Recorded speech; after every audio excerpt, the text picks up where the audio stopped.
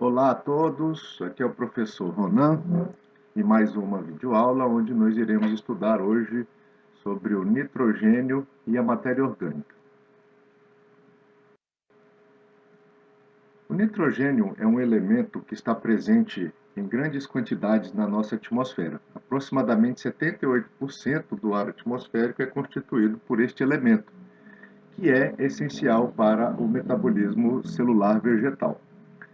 O nitrogênio ele pode ser absorvido em duas formas, a forma de nitrato, a nítrica, ou a forma amoniacal. Esse NO3- seria o nitrato e o NH4+, o amônio. Observe que nós temos aí, portanto, um ânion, o nitrato, e um cátion, o amônio, NH4. Por apresentarem cargas elétricas, o nitrato, que é um ânion, pode se lixiviar no solo caso este seja desprovido de cargas positivas para atraí-lo. Se o solo tem cargas elétricas negativas em sua maior quantidade, isso indica que o nitrogênio, na forma de nitrato, quando chega na superfície desses complexos de troca com cargas negativas, ele sofre uma repulsão. Ele não é atraído, diferente do que acontece com o nitrogênio amoniacal, que é um cátion, NH4+. Quando este cátion chega nesse complexo sortivo repleto de cargas negativas, ele pode ser atraído e retido temporariamente aí na superfície desses argilominerais. As plantas não conseguem aproveitar esse nitrogênio na forma elementar, esse nitrogênio na forma gasosa, tá? Elas utilizam o nitrogênio, absorvem o nitrogênio na forma de nitrato e de amônio. Mas como isso acontece? Como ocorre essa transformação do nitrogênio elementar em formas combinadas como o nitrato e o amônio? Esse nitrogênio ele precisa ser reduzido.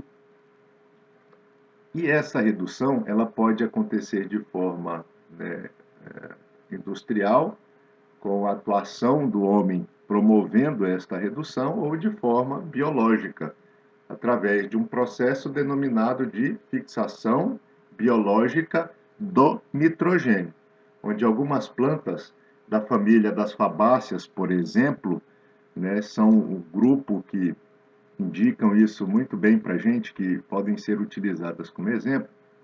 Essas plantas pertencentes a essa família das fabáceas, conhecidas também como leguminosas, são capazes de viver em simbiose com organismos presentes ali no solo, sobremaneira bactérias, capazes de realizar esta redução. Essa atividade, a fixação biológica do nitrogênio, essa incorporação de nitrogênio no solo por intermédio de bactérias, como as Bradyrhizobium, por exemplo, ela é dependente de um complexo enzimático presente na célula vegetal, chamado de nitrogenase, e também é dependente da presença de alguns elementos, como, por exemplo, o cobalto, o molibdênio, o ferro e de transportadores de energia, como o ATP. Eu destaco o cobalto aqui para relembrarmos lá no início da disciplina a questão dos elementos que são ditos essenciais e, portanto, são nutrientes, e aqueles que são benéficos. O cobalto, ele não é um nutriente, mas ele é benéfico, porque, como vocês podem ver, ele ajuda nessa redução do nitrogênio, na transformação do nitrogênio elementar, do nitrogênio gasoso presente na atmosfera, em nitrogênio amoniacal.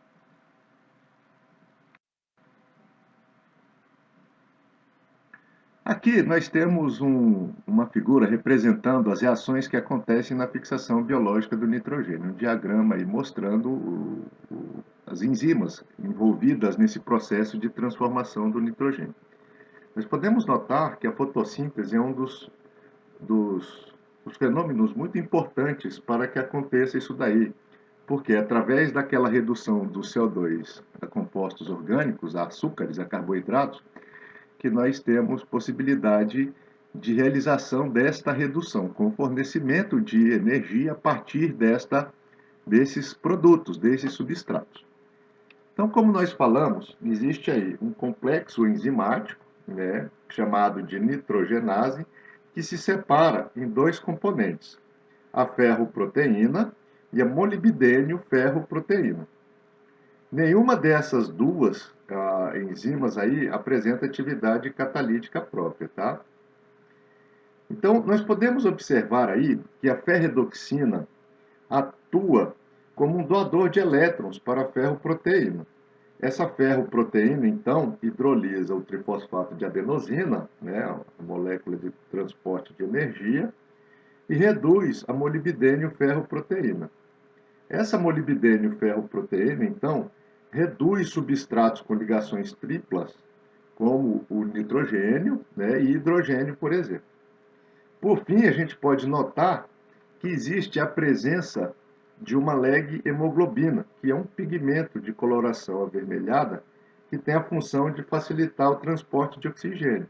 E isso, gente, é indispensável à produção de ATP, que é necessária na fixação e nitrogenase. Então, nós podemos ver como resultado final o desdobramento aí do nitrogênio N2 em nitrogênio amoniacal, que pode ser utilizado aí pelas plantas no seu metabolismo. Então, esse é o esquema das reações envolvidas aí na fixação biológica do nitrogênio, né? Nessa relação de troca, de mutualismo, de simbiose que existe entre as plantas da família das leguminosas e um grupo de bactérias aí. Recentemente, estudos têm sido apontados aí, sido conduzidos com a verificação da fixação biológica do nitrogênio não somente na família das fabáceas, tá? Tem sido estudada aí, por exemplo, a fixação biológica em plantas da família das poáceas, por exemplo, ok? O milho, por exemplo, seria um desses objetos de estudo.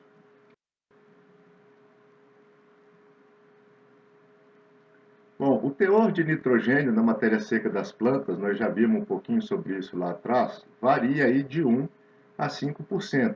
Lembrando que essas plantas que eu citei agora há pouco, pertencentes à família das fabáceas, as leguminosas, elas apresentam um teor maior de nitrogênio no seu tecido, decorrente aí desse processo da fixação biológica de nitrogênio. Então, ele pode ser absorvido na forma de aminoácidos, né, na forma de nitrato, na forma de amônio, e essa absorção, principalmente no que se refere aos elementos combinados aí de nitrogênio, depende muito do meio, tá? Então, o pH do solo afeta a absorção dos elementos. Em pH ácido, por exemplo, acontece mais absorção de nitrogênio na forma nítrica, na forma de nitrato, NO3-. Já em pH neutro e alcalino, acontece a absorção na forma de nitrogênio amoniacal. Então, por que acontece isso? Para manutenção da neutralidade elétrica interna dentro do citoplasma celular, ocorre a absorção de nitrogênio. Quando acontece a absorção de nitrogênio amoniacal, há a liberação de um próton de hidrogênio para o meio, para o solo. Dessa maneira, para o nitrato também acontece uma coisa semelhante. Contudo, quando se absorve nitrato, a extrusão que acontece para o meio é de uma hidroxila ou de um bicarbonato. Então, a gente pode observar que a absorção na forma nítrica ou na forma amoniacal pode afetar também o pH da solução. Recapitulando, quando acontece a absorção de nitrogênio amoniacal, NH4+, que é a forma catiônica, há a extrusão de um próton de hidrogênio acidificando o solo, acidificando o meio. Por outro lado, quando se absorve nitrato, NO3-, acontece a liberação de hidroxilas ou de bicarbonato, promovendo o quê? Uma elevação do pH do solo, uma redução na acidez do solo, certo? Então, em pH ácido, há a inibição da absorção da amônia por competição de hidrogênio. E em pH elevado, acontece a inibição da absorção de nitrato pela competição com hidroxilas.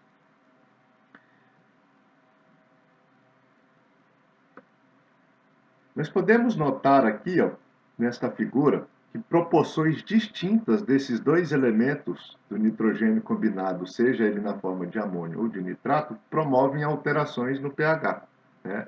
Então, nessa porção superior aqui, ó, onde eu não tinha nada de amônio e 4 partes de nitrato, nós observamos uma elevação do pH em função do tempo. Então, havia um aumento de pH aí, né, saindo de 6, indo até 6,5, à medida que o tempo ia passando. Quando nós tínhamos metade de amônio e metade de nitrato, nós podemos observar uma redução do pH. Então, o pH, em função do tempo, diminuía de 6, né, variando aí em função do decorrer do tempo, com valores de pH indo de 6 a 6,5 até 4, né? E quando a gente observa uma participação maior de nitrogênio amoniacal em relação ao nitrogênio nítrico, né? Na verdade, sem o nitrogênio nítrico, esses valores de pH eram substancialmente menores, reduzidos, diminuíam mais em relação quando eu tinha só o nitrato ou metade da solução com nitrato e a outra metade com nitrogênio amoniacal. Este elemento ele é transportado via xilema, né, na corrente transpiratória. Então, o nitrogênio, quando é absorvido na forma de nitrogênio amoniacal, ele pode ser incorporado a aminoácidos. Quando ele é absorvido na forma nítrica, ele pode ser reduzido para essa forma amoniacal. É um elemento muito móvel na planta, ele é facilmente distribuído e isso resulta em sintomas de deficiência evidentes nas folhas mais velhas, ok?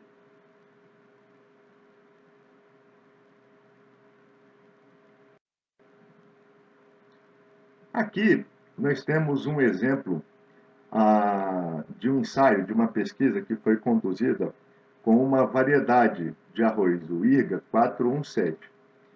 E nós podemos perceber o desenvolvimento do sistema radicular das plantas de arroz submetidas a essa condição de diferentes proporções de nitrogênio, seja ele amoniacal ou nítrico. Então, se vocês observarem lá em cima, à esquerda, eu tinha 100% da solução construída com nitrogênio amoniacal e nada de nitrato.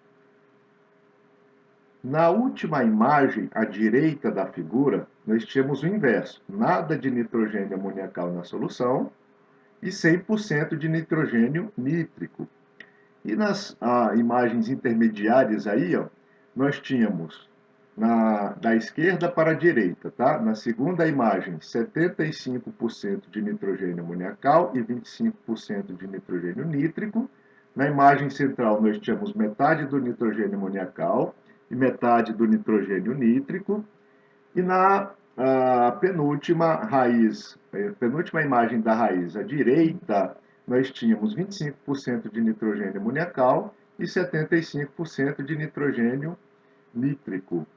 O que os autores observaram durante esse estudo aí? Que houve uma toxidez por nitrogênio amoniacal nas proporções de 100% de nitrogênio amoniacal e 0% de nitrato, e 75% de nitrogênio amoniacal e 25% de nitrato. E também nas proporções de 25% de nitrogênio amoniacal e 75% de nitrato, e 0% de nitrogênio amoniacal e 100% de nitrato. Com 50% de nitrogênio amoniacal e 50% de nitrogênio nítrico, as plantas se desenvolveram adequadamente, se desenvolveram normalmente, tá? Indicando aí que existe essa importância no equilíbrio entre as proporções de nitrogênio em formas combinadas, seja ela nítrica ou amoniacal. Ainda nesse estudo, os autores perceberam que extremos na proporção dos dois elementos, a solução só com nitrogênio amoniacal ou só com nitrogênio nítrico, foi responsável por uma redução na produção de massa seca, seja da parte aérea, seja a de raiz, culminando aí com rendimento total substancialmente inferior quando eu tinha proporções diferentes dessas formas combinadas de nitrogênio. Então, nós podemos notar aí, ó, que variando, né, de 75% de nitrogênio amoniacal e 25% de nitrogênio nítrico até 25% de nitrogênio amoniacal e 75% de nitrogênio nítrico na solução, nós obtivemos as produções de parte de matéria seca total, né, considerando a parte aérea mais o sistema radicular de plantas, nós obtivemos aí os maiores valores de produção para essa espécie, para essa cultura.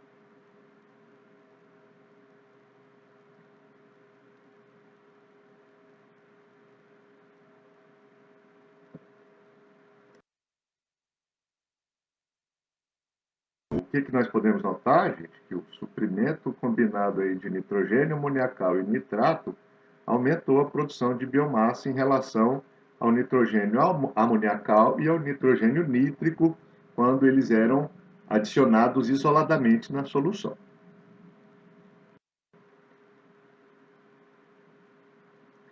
Bom, a grande parte do nitrogênio presente no solo é um nitrogênio chamado de orgânico, fazendo parte aí das macromoléculas, né, dos compostos dessas macromoléculas, de proteínas, de enzimas, né?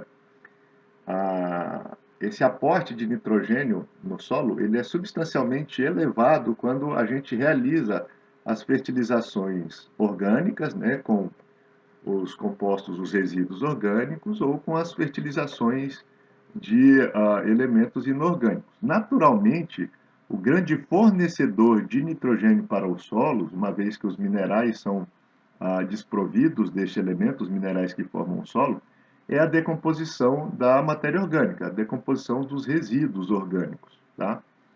Então, os teores de matéria orgânica dos solos, naturalmente, estão ali presentes em função desta atividade aí dos resíduos em fornecer este elemento, o nitrogênio orgânico, a partir da decomposição dos seus resíduos. É um elemento extraído em grandes quantidades, a gente já falou um pouco sobre isso lá atrás, né? Só para vocês terem ideia aí, essas duas culturas, soja e milho, para a produção de 3,5 toneladas de grãos de soja, são retirados do solo aproximadamente 314 quilos de nitrogênio por hectare, e para o milho, por uma produção aí bastante razoável, né, de 9,5 toneladas, há uma extração de quase 200 quilogramas de nitrogênio por hectare, né, 187 quilogramas por hectare. Em alguns biomas, como o Cerrado, por exemplo, os resultados de pesquisa indicam aí respostas bastante significativas à fertilização com esse elemento. Né? Para plantas de milho, já se encontraram respostas aí a doses maiores do que 200 quilos. Aqui em Tomé Açu nós tivemos a oportunidade de fazer um teste, e apesar de termos limitado a dose até 200 quilos para essa espécie, nós observamos um potencial de resposta para doses maiores. Né? Para a cultura da soja, a resposta à aplicação de nitrogênio inviabiliza a aplicação de nitrogênio inorgânico. Tá? Então, acontece a nutrição da soja para este elemento, com este elemento, através da fixação biológica do nitrogênio. Tá? Não justifica a aplicação de nitrogênio na forma inorgânica ali, com fertilizantes, né, como a ureia ou sulfato de amônio, porque a extração pela cultura é muito grande. Então, isso inviabilizaria o cultivo dessa espécie. Portanto, para a soja, é muito comum nós encontrarmos aí a utilização de micro-organismos, né, que fazem a fixação biológica do nitrogênio e podem contribuir com o suprimento aí de nitrogênio. Para feijão, apesar de ser também aí da família das fabáceas, das leguminosas, semelhante à soja, ainda existem respostas aí para adubação nitrogenada, ok?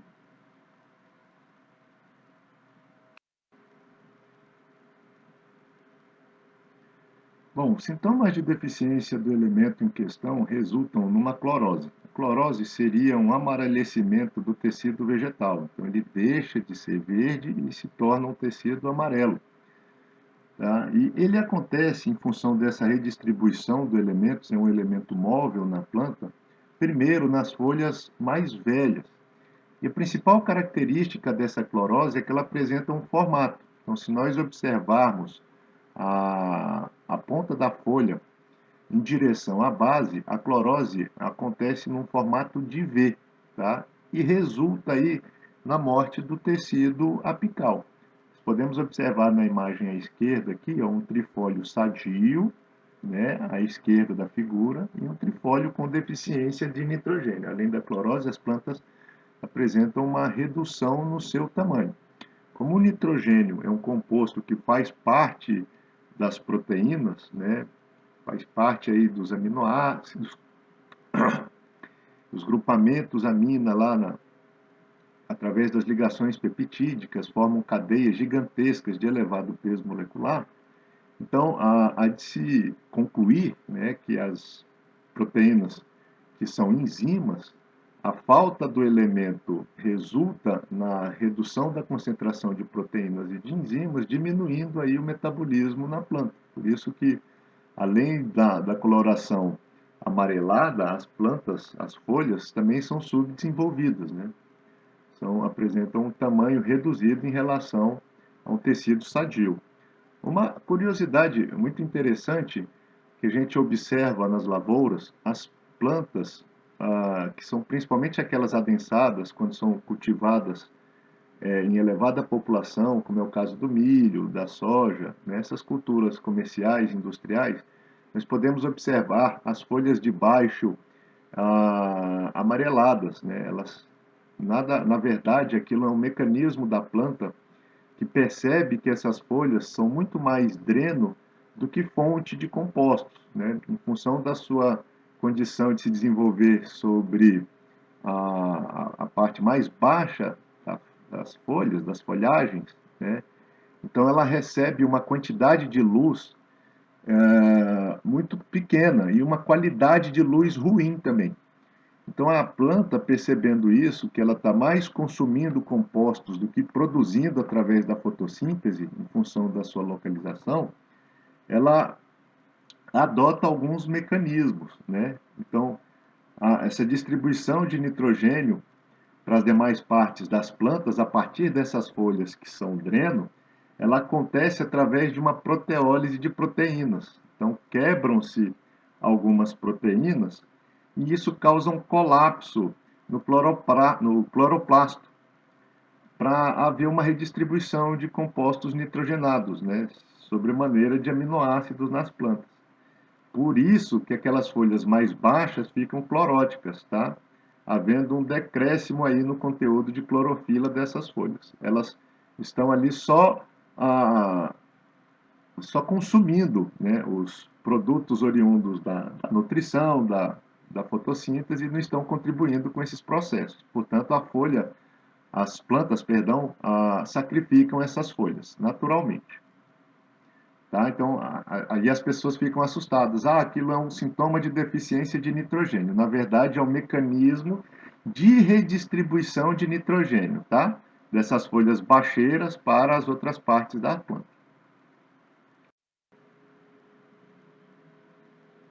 Na matéria orgânica do solo, nós podemos observar um efeito muito importante, que é a transformação de resíduos vegetais ou animais por organismos e micro-organismos, formando um produto chamado de humus ou matéria orgânica decomposta do solo. Então, este produto é um produto recalcitrante, ou seja, é um produto que não se altera mais. Ele é o resultado final dessa alteração dos resíduos por parte desses organismos e micro-organismos. Então, o resultado final dessa alteração são modificações nos atributos do solo, sejam essas modificações químicas, físicas, biológicas ou físico-químicas, como, por exemplo, o aumento da capacidade de troca de cátions.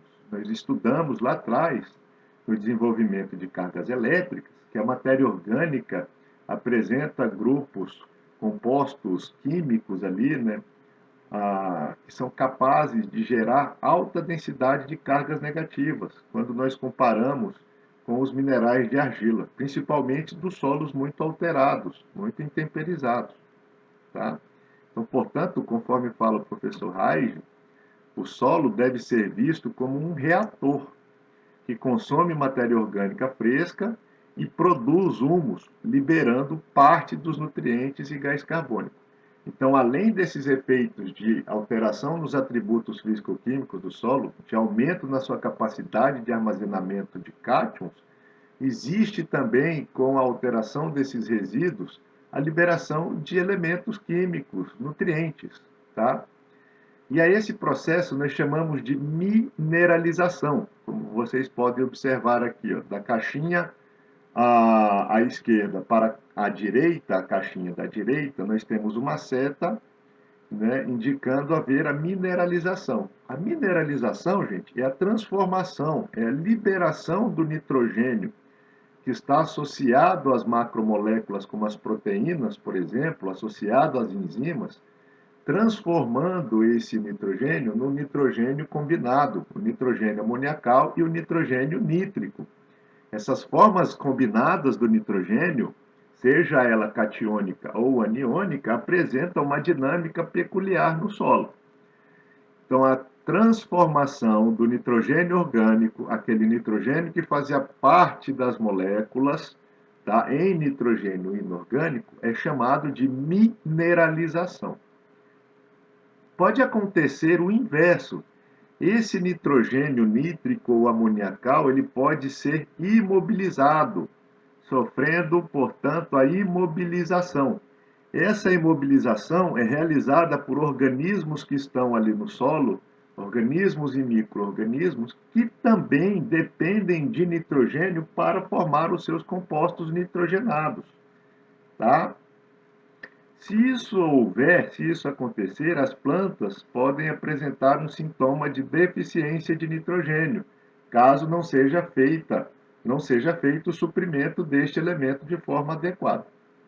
Recapitulando, o nitrogênio, que fazia parte dos resíduos, ele pode ser transformado em nitrogênio nítrico e amoniacal através da mineralização.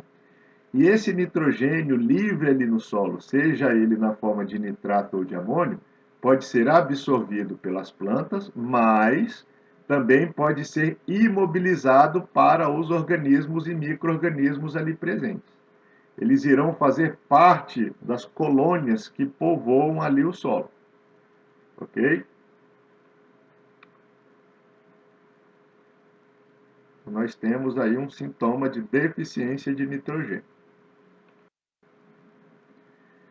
Quando acontece isso, a mineralização e a mobilização? Isso depende do que nós chamamos de relação carbono-nitrogênio do material, do resíduo.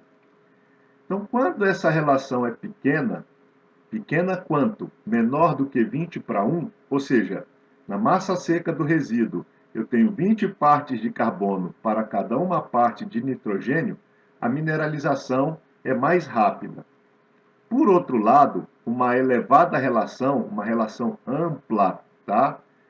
De 30:1, acima de 30:1, ou seja, de 30 partes de carbono para uma parte de nitrogênio, há o favorecimento da imobilização. Então, os micro-organismos, para formar suas colônias, começam a utilizar aquele nitrogênio nítrico e amoniacal, né, formando o nitrogênio orgânico, formando as suas proteínas, as suas enzimas. Tá? Então, esse nitrogênio não é direcionado para a absorção das plantas, e sim para o aproveitamento por parte ali desses organismos que fazem parte do solo, e micro-organismos também. Numa relação intermediária, ou seja, entre 20 a 30:1, acontece tanto a mineralização quanto a imobilização. Quando há mais imobilização do que mineralização, o efeito, o resultado disso daí é uma deficiência de nitrogênio para as plantas, que é bem comum no início do ano agrícola, tá? Essa deficiência ela pode ser corrigida com a aplicação de fertilizantes nitrogenados para os micro-organismos também, não considerando apenas os requerimentos nutricionais da cultura. Em sistema de plantio direto, cuja atividade dos organismos e micro-organismos é muito intensa, em função de não haver o revolvimento do solo nesse sistema de cultivo, planeja-se, né, considera-se também a nutrição desses elementos, desses organismos e micro-organismos. Então, aumenta-se a dose de nitrogênio com o propósito de suprir esses micro-organismos, né, esses organismos com nitrogênio. Micro-organismos e organismos com nitrogênio. Essa relação carbono-nitrogênio varia em função da proporção de nitrogênio nas plantas. Por quê? A proporção de carbono é praticamente semelhante entre as diversas espécies. O que muda é a quantidade de nitrogênio.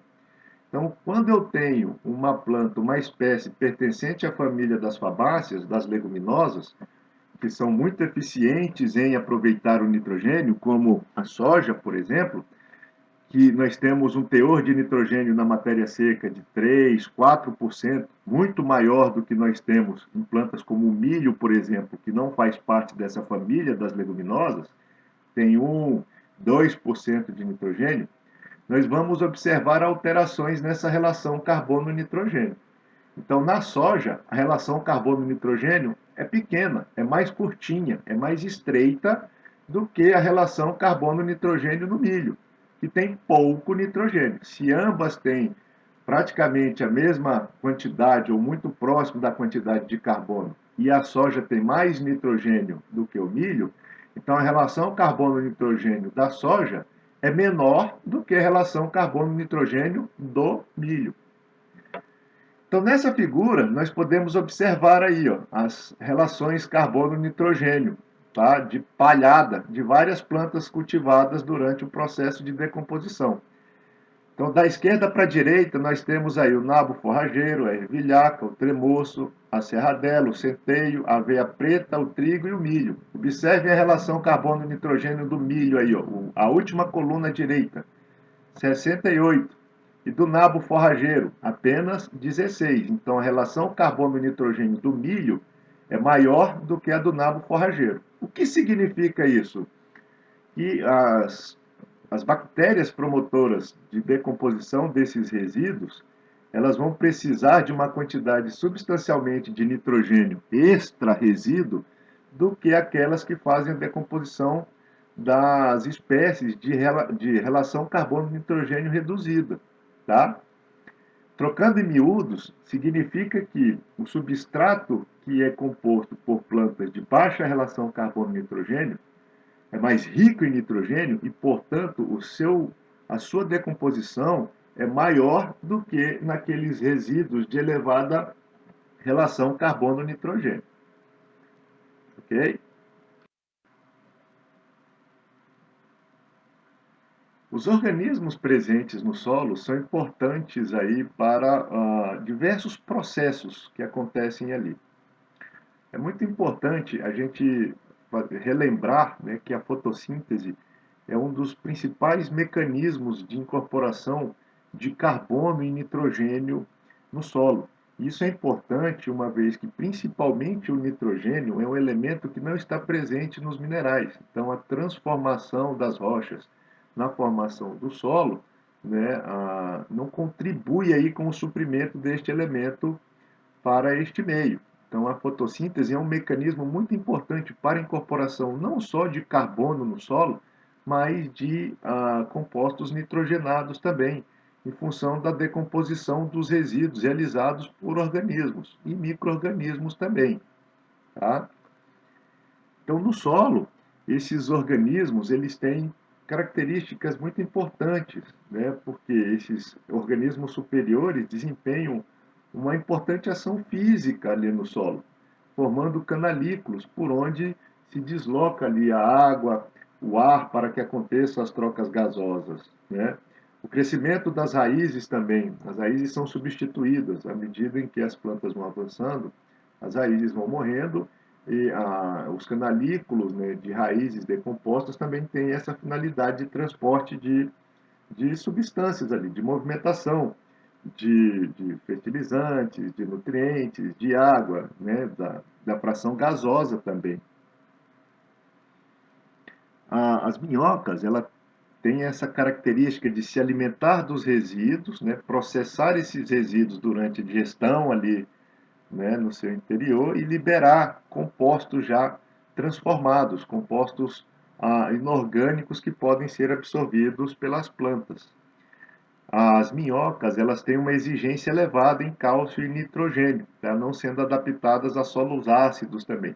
Essa decomposição dos resíduos, principalmente na transformação de compostos amoniacais, promove acidez, tá? Então a gente tem sempre que observar essa característica, a acidez, porque as minhocas não se desenvolvem em solos ácidos. E elas exercem o papel de decomposição de resíduos, né, que acidificam o solo. Então, tem sempre que se observar isso daí, se notar isso daí, ficar atento a isso daí.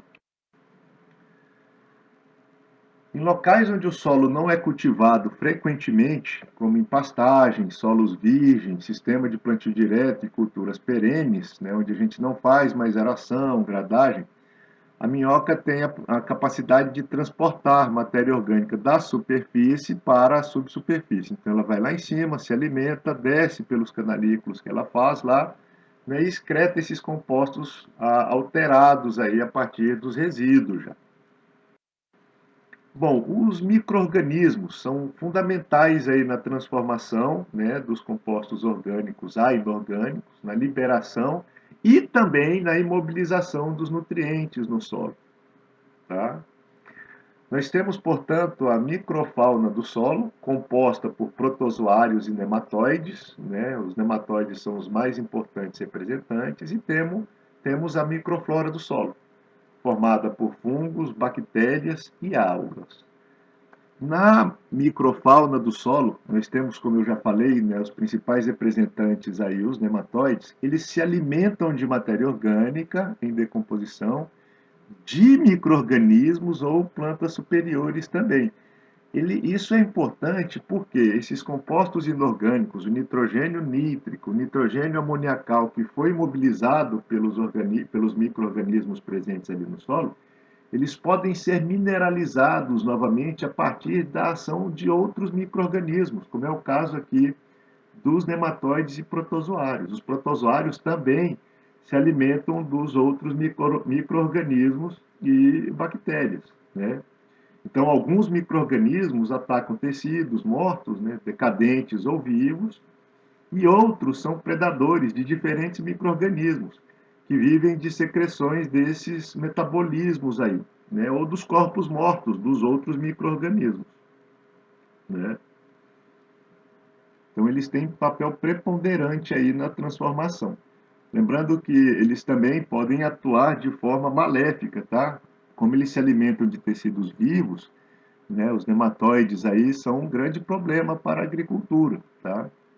Difícil de serem controlados, inclusive, causando aí danos severos às plantas e danos econômicos também consideráveis.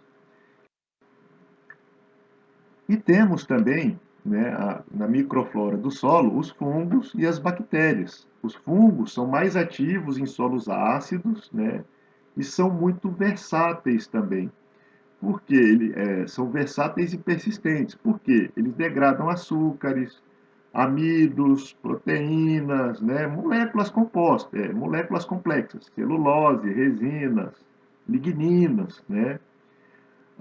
E são importantes parasitas vegetais também. Então, existem ações benéficas realizadas por esses micro-organismos aí, mas nós devemos sempre estar atentos para as patologias causadas, não só por fungos, mas também por bactérias também. Uma característica muito interessante dos fungos, né, é a formação, a contaminação do sistema radicular com micorrizas. Essas micorrizas, elas conseguem se associar com as raízes das plantas, né, realizando também uma simbiose com um benefício mútuo, tanto para os fungos quanto para as espécies hospedeiras, né? Por quê? Elas seriam como um braço das raízes, aumentando a sua capacidade de absorver elementos. Isso é muito importante para o fósforo, tá? Que é um nutriente que se movimenta no solo por difusão. Então, se a raiz consegue aumentar a sua capacidade exploratória em associação a um fungo, o fungo contamina a raiz, vai lá longe, busca o elemento, né, busca o nutriente, o fósforo, isso favorece o desenvolvimento da planta também. Tá?